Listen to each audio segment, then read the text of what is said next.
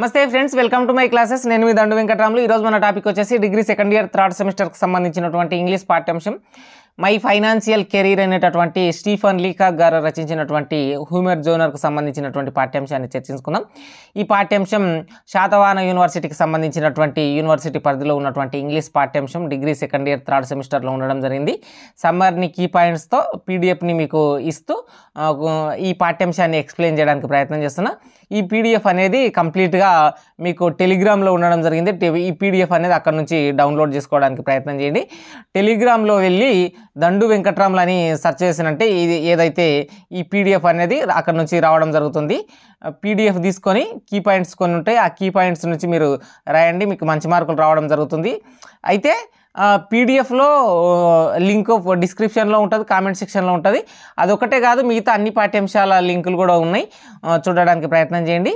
The present lesson my financial career lesson title name చూసుకున్నట్లయితే దీంట్లో మనకేం తెలుస్తుందంటే నా యొక్క ఆర్థిక జీవితంకి సంబంధించినటువంటి ఒక అంశం తెలుస్తుంది అనమాట. ఫైనాన్షియల్ కెరీర్ అంటే ఏంది, ఆర్థిక జీవితం అనేటటువంటి భావన మనకు వస్తుంది కదా. దానికి సంబంధించినటువంటిదే స్టీఫన్ లీకాక్ గారు హ్యూమర్ జోనర్ అంటే కొంచెం హాస్యాస్పదంగా రాసినటువంటి పాఠ్యాంశం. ఇక్కడ స్టీఫన్ లీకాక్ గారే ప్రధాన పాత్రగా ఉండడం జరిగింది. మీరు సమ్మరీ రాసేటప్పుడు ఖచ్చితంగా అబౌట్ ద ఆథర్ రాయాలి. అబౌట్ ద ఆథర్ రాస్తేనే మీకు మంచి మార్కులు రావడం జరుగుతుంది. అబౌట్ ద ఆథర్ హెడ్డింగ్ పెట్టి కొంచెం కొన్ని లైన్లు రాసిన తర్వాత సమ్మరీ రాయడానికి ప్రయత్నం చేయండి. రైటర్ ఎవరు మనకు, స్టీఫన్ లీకాక్ గారు. స్టీఫన్ లీకాక్ గారు ఎప్పుడు పుట్టడం జరిగింది? 1869లో పుట్టడం జరిగింది. 1944లో మరణించడం జరిగింది.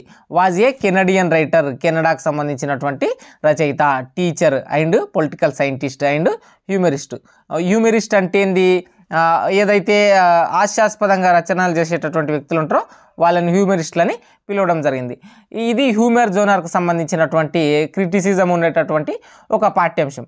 అయితే my financial career is a funny and humorous story that reflects the writers fear and confusion when he enter the bank. ఇది ఒక బ్యాంకుకు సంబంధించినటువంటి పాఠ్యాంశం. బ్యాంకులో ఉండేటటువంటి రచయిత యొక్క భావజాలం, భయము, అట్లాగే కన్ఫ్యూజన్, ఈ రెండు పదాలు గుర్తుపెట్టుకోండి. ఇవే మళ్ళీ మళ్ళీ రిపీట్గా రాసిన కూడా వస్తుంది.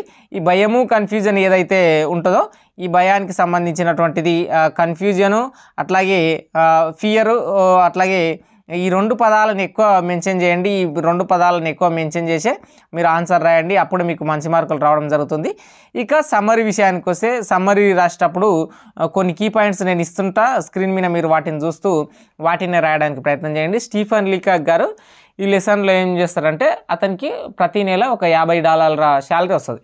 $50 శాలరీ వస్తుందంటే ఆయనకు ఒక మంత్ $56 వస్తాయి అనమాట. $56 వస్తాయి.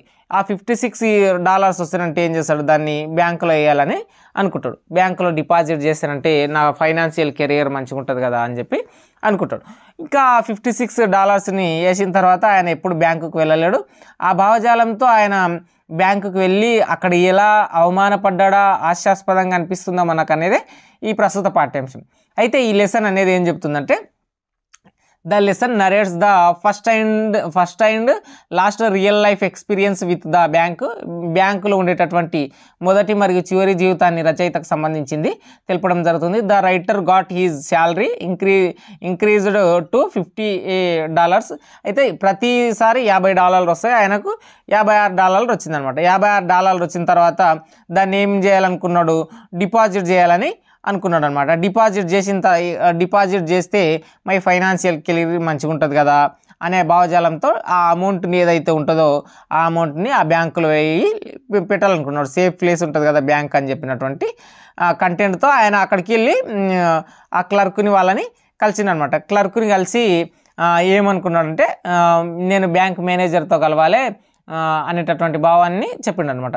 చెప్తే బ్యాంక్ మేనేజర్కి ఆ క్లర్క్ వెళ్ళి, ఇట్లా ఒక కస్టమర్ వచ్చిండు, మిమ్మల్ని సీక్రెట్గా ఒక రూమ్లో కలవాలనుకుంటున్నా అంటే, ఓ చాలా డబ్బులు ఉన్నటువంటి వ్యక్తిని ఉంటాడు, ఆయన త్వరగా రమ్మని అని చెప్పి ఆ క్లర్క్ ఏం చేసిండు, అక్కడ ఫర్నిచర్, అక్కడ ఉండేటటువంటి కుర్చీలు, టీ కప్పులు అవన్నీ ఇచ్చి వాళ్ళని ఒక సీక్రెట్ రూమ్లో కూర్చొని పెట్టిండు అనమాట. ఇక మేనేజర్ అక్కడ కూర్చొని సపరేట్ రూమ్ ఇచ్చి దానికి బ్యాంక్ మేనేజర్ లాకేసి ఇక అక్కడ ఏమనుకున్నాడంటే స్టీఫన్ లీకాక్ గారిని చూసి ఇతను ఎవరో బిజినెస్ మ్యాన్, ఒక బిజినెస్ ఏజెన్సీ నుంచి పింకెర్టన్ అనేటటువంటిది మీకు ఇక్కడ స్క్రీన్ మీద కనిపిస్తుంది కదా, ఈ పింకెర్టన్ అనేటటువంటి ఏజెన్సీ నుంచి ఇతను వచ్చిండేమో అనేటటువంటి కంటెంట్తో మేనేజర్ ఆయనకి ఒక పెద్ద బిజినెస్ మ్యాన్ ఉండొచ్చు, ఎక్కువ డబ్బులు పెడుతుండొచ్చు అనేటటువంటిది అనుకున్నాను అనమాట. అప్పుడు మీకు ఓపెనింగ్ అకౌంట్ తెరవాలి, మీరు ఎంత వేయాలని, ఎంత డిపాజిట్ చేయాలని అనుకుంటున్నారు అని చెప్పి మేనేజర్ స్టీఫన్ లీకాక్ గారిని అడిగిన అనమాట. స్టీఫన్ లీకాక్ గారు ఏం చెప్పిండంటే నేను $56 డిపాజిట్ చేయాలి అనుకుంటున్నాను చెప్పి అనుకుంటాడు. అప్పుడు ఆ మేనేజర్కి బాగా కోపం వచ్చి ఉంటుంది. దీనికోసము మేనేజర్ని కలవాలని అక్కడ బయట ఉండే అకౌంటెంట్లని కలిసి $56 ఇస్తే అయిపోయాయి కదా అని చెప్పి క్లర్క్ని బయట నుంచి పిలిచి మన మేధావి గొప్ప మహారాజు $56 వేస్తారంట మన అకౌంట్లో, కాబట్టి ఒక ఓపెనింగ్ అకౌంట్ని తెరవండి అని చెప్పి ఇట్లా వ్యంగ్యంగా మాట్లాడాను అనమాట. వ్యంగ్యంగా ఒక ఓపెనింగ్ అకౌంట్ని తెరవండి, $56 వేస్తారంటే చాలా పెద్ద అమౌంట్, రిచ్ కిడ్ ఇతను అని చెప్పినటువంటి భావజాలంతో మాట్లాడితే ఆయనకు ఏదో నర్వస్ అయిండు. అరే నేను రాంగ్గా మాట్లాడిందేమో, లేదంటే నా అమౌంట్ వీళ్ళకు చాలా చిన్నగా కనిపిస్తుందేమో, వీళ్ళకు లార్జ్ అమౌంట్ అయితేనే మర్యాద ఇస్తారేమో అనేటటువంటి కంటెంట్ని స్టీఫన్ లీకాక్ గారు ఆలోచిస్తారు అనమాట. డిపాజిట్ అనేది $56 అక్కడ చేయడం జరిగింది. $56 చేసిన తర్వాత బయటకు వచ్చిన తర్వాత అరే నాకు వచ్చిన $56 బ్యాంకులో పెట్టినా కదా అని చెప్పి కన్ఫ్యూజ్ అవుతున్నాడు. నాకు ఫైనాన్షియల్ కెరీర్ ఎట్లా, నాకు తినడానికి ఇట్లా ఉండాలి కదా, నేను మళ్ళీ డిపాజిట్ చేసిన అమౌంట్ని మళ్ళీ విత్డ్రా చేసుకుంటానని చెప్పి మళ్ళీ బ్యాంకులోకి వెళ్ళాను అనమాట. మళ్ళీ బ్యాంకులోకి వెళ్ళి అక్కడ డిపాజిట్ చేసిన అమౌంట్ మళ్ళీ కావాలంటే ఈయన పిచ్చోన్ లాగా ఉన్నాడు, కన్ఫ్యూజన్లో ఉన్నాడు, నర్వస్ అయిందా ఏదా అనేటటువంటిది అనుకుంటున్నాను అనమాట. అప్పుడు రచయితని అక్కడ ఉండేటటువంటి అకౌంటెంట్ అడుగుతున్నాడు, మీకు డబ్బులను ఏ విధంగా ఇవ్వాలి, నోట్ రూపాయల్లో ఇవ్వాలనో, లేదంటే చెక్ రూపంలో ఇవ్వాలనా, లేదంటే కాయిన్స్ రూపంలో ఇవ్వాలని చెప్పి అడుగుతున్నాం అన్నమాట. ఆ $56ని 50sలో ఇవ్వమన్నాడు, అంటే 50 నోటుతో ఇవ్వమన్నాడు. అప్పుడు ఇవ్వమంటే ఆ క్యాష్ ఇచ్చేటతను ఎవరైతే అకౌంటెంట్ ఉంటాడో అతను 50కి సంబంధించి $50 ఒకసారి, $6 ఒకసారి ఇచ్చి ఇతని డిపాజిట్లో ఉన్నటువంటి మొత్తం అమౌంట్ని విత్డ్రా చేసి ఇచ్చేసిండు అనమాట. ఈయన ఏదో పిచ్చోన్ లాగా ఉండరా అని అనుకున్నారు. ఆ తర్వాత స్టీఫన్ లీకాక్ గారు దాన్ని ఏం చేసిండంటే ట్రెజర్స్ పాకెట్ అండ్ సాక్స్ అనేటటువంటి, ఇక్కడ సాక్స్ అంటేనంటే బస్తాలు అని చెప్పుకోవచ్చు, ఏదైతే సంచులు అనేటటువంటి కంటెంట్ చెప్పుకోవచ్చు, అందులో ఇతను దాచుకున్నాడు అనమాట. ఇది ఇంత చిన్న పాఠ్యాంశం మై ఫైనాన్షియల్ కెరీర్ అనేటటువంటిది. ఒక $56 దాచుకోవాలనుకున్నాడు. అతను ఫస్ట్ టైం బ్యాంకుకి వెళ్ళిండు. ఆ ఫస్ట్ టైం బ్యాంకుకి వెళ్ళినప్పుడు అక్కడ ఉండేటటువంటి రియల్ లైఫ్ ఎక్స్పీరియన్స్ ఎట్లా ఉంది, ఆ క్లర్క్, ఆ ఫర్నిచరు, ఆ టీ కప్స్, ఆ మేనేజర్ వాళ్ళందరూ ఎక్కువ డబ్బులు ఇస్తుండ్రేమో అని చెప్పి ఆయనకు సేవలు చేసిండ్రు, కానీ తక్కువ డబ్బులు ఇస్తున్నా అని చెప్పి నర్వస్ చేసిండ్రు. అక్కడ స్ట్రాంగ్ రూమ్, ఒక లాక్ రూమ్లో కూర్చున్నప్పుడు అక్కడ ఏదో పింకర్టన్కి సంబంధించినటువంటి బిజినెస్ ఏజెంట్ వచ్చిండొచ్చు అన్న భావజాలంతో వాళ్ళుండ్రు.